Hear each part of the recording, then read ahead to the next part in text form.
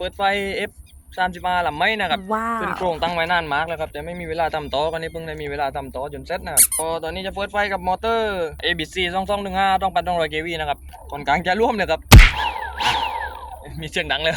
เดี๋ยวเอามาเปิดไฟก่อนนะครับลำนี้จะแปลกกว่าลำที่ผ่านมาที่เคยทำก็คือผมเอาเซอร์โวมาไว้ด้านบนนะครับรถกันจักรคือโยงด้านบนเดี๋ยวมาลองเปิดไฟกันเลยนะครับก่อนจะเอาไปทำที่ทำมันรถนะครับ